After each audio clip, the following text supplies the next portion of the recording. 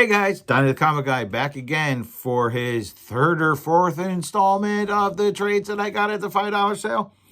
And as they read these, I will give like a quick review on them. Right now, I'm just doing this as like haul videos. So, all right. So I think this might be, the last stack. Okay. So I found a DC Vertigo book. Scene of the Crime, A Little Piece of Good Night by Ed Brubaker, Lark, and Phillips. This is some early work, okay? You know what's crazy? I was just, like, looking inside. I don't know if this is accurate. I have to look at what his autograph looks like. But if this is his early work, that might be an Ed Brubaker signature in there. Is that insane? If I got that for $5, right?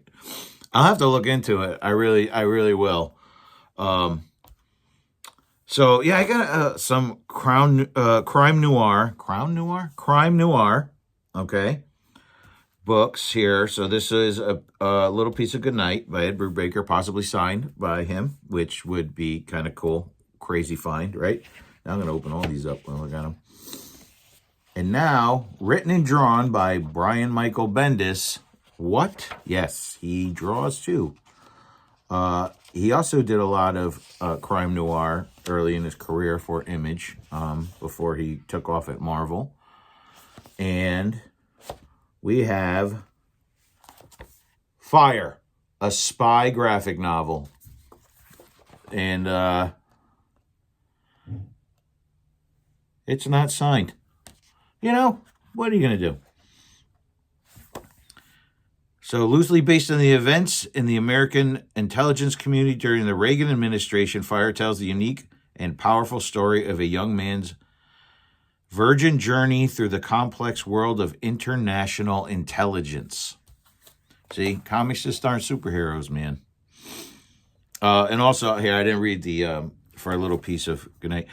Jack Herman isn't the kind of guy to run away from a tough case. But the death of a young woman he was hired to find will test his limits. What starts as a simple missing persons case will lead him down a crooked path of sex, drugs, and murder. Where the only thing more elusive than the killer is the truth, hiding among the emotional wreckage of the past. Two master storytellers. Now, here we go. Something a little bit different. I found for $5, The Best of Josie and the Pussycats. Yeah, because sometimes when you're reading about international spies and sex, drugs, and murder, you just kind of need a palate cleanser. You know what I mean? So you see what Josie and the girls are up to in The Best of. This is just a collection of reprints from, it could be from the 60s all the way up to last week, for all I know. But, you know, you never go wrong with an Archie comic book. Never. And now, here we go. We have from Garth Ennis, the man who brought you The Boys. Like I said in previous videos, World War II. That's my era. I love stories about World War II. So we got Battlefields. And this one is Volume 7, Green Fields Beyond. Okay. And we also have The Motherland. This is Volume 6. And this is about the Night Witches, Russian fighter pilots in World War II. And then whenever I see one of these, I'm a big fan of this property. And Dynamite Comics has really done it right, okay? And that is when they got the IP for Red Sonja. So this here is Volume 4, which might be right after the Gail Simone issues. I'm not sure. I'll have to double check on that.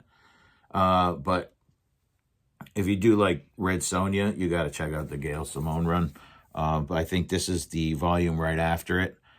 Dynamite really took care of this character. They really did. All right. So we have Red Sonja, Animals and More, Volume 4, Battlefields, The Green Fields Beyond, and The Motherland, The Best of Josie and the Pussycats, Fire by Michael Brian Bendis,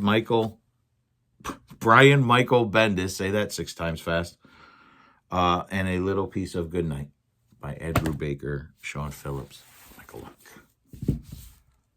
That is, I think, the end of it. Yeah, I spent some money, man. But you know what? $5 a trade, you can't go wrong, you know? So you go. This is Donny Comic Guy signing out, saying take care of each other. And for God's sake, read a $5 trade or a comic, whatever you want to do. I'm not telling you what to do. All right. Till next time. Bye.